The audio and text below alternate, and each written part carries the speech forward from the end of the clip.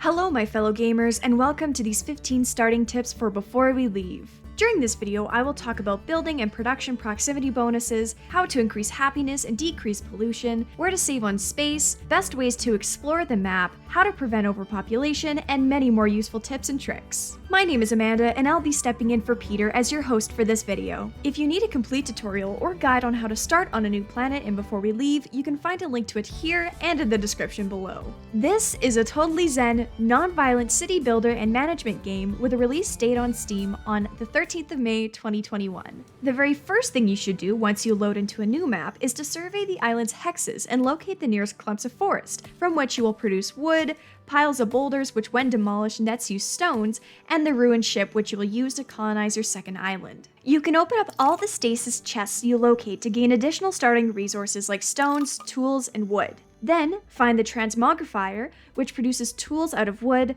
a ruined generator, which when repaired produces power, and the places where you can mine more stone and raw ore. These last ones are always on the top of mountains. Before you build anything, you need to plan out your roads to best use the space around your shelter. Take into account the fact that the generator, once repaired, will pollute all the hexes immediately next to it, and that you need roads right up against the mountains to build lifts there. Also, remember that all the buildings need road accesses, so you can't build anything 3 hexes deep or it won't be able to have a road access. Another tip you need to learn is that placing homes for your population of peeps is best done in clumps made up of 3 or more homes. This produces a proximity bonus and allows you to have many more peeps per each home. When you select a home in the build menu, you can already see an icon for this bonus. The bonus is capped at an extra 2 peeps, but the more homes you set up in a clump, the less space you'll need to use for new peeps. The same bonuses apply for many other buildings. A farm next to a home will have an increase in production and an extra boost if it also has a well next to it, but the well will have reduced production for each home next to it. A mine or a tool maker will gain a productivity bonus from a warehouse or generator next door, so keep an eye out on the green up and red down arrows in each building's description.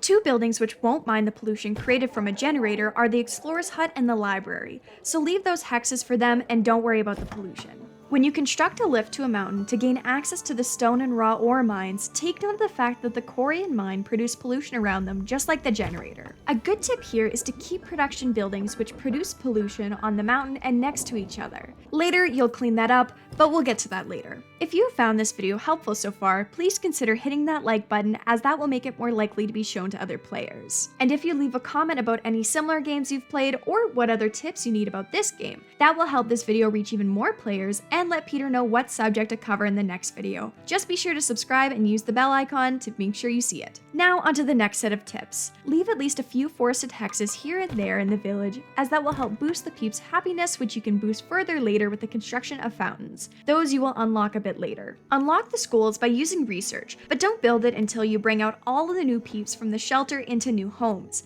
And even then, don't build it until you actually need extra workers. If you keep building homes and have an operational school, new peeps will keep being born and educated, and your population will boom. This is a problem early on because you can't boost their happiness enough to offset the unhappiness produced by overpopulation. Once you repair the colony ship, use it to explore the map and find all the big islands. You will later have access to a shipyard where you can build a dedicated scout ship, but that has an extra option which I will explain later. Bring your colony ship to the desert island and to a hex closest to your starting island so your future trade route can be shortest. Use the colony ship and make a port on a desert hex if you can, so you don't have to waste the precious fertile hexes on the desert island. The same rules and tips apply to the desert island as they do to the starting one, with one important difference, that you need to make a lot of orchards to produce fruit which you should send to your starting island. This will increase the happiness of the population as it adds food variety.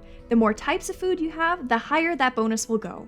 After building a shipyard and constructing a scout ship, you can use it to explore every nook and cranny of your first planet. Finish the exploration by parking the scout ship next to the second island, and use the scout option so you can scout your land and explore the entire island and all of its riches. At the shipyard, you should construct at least 2 trade ships so you can transport resources and foods between the islands. Of course, you need a port at the starting island, so construct that as well. To speed up the development of the second and third islands, send them tools, tea, stone, and other necessary resources or food from the starting island. But also bring back to your starting island red research resource, as you need a mix of green and red for certain technologies. You do this by using the trade routes in your shipping menu.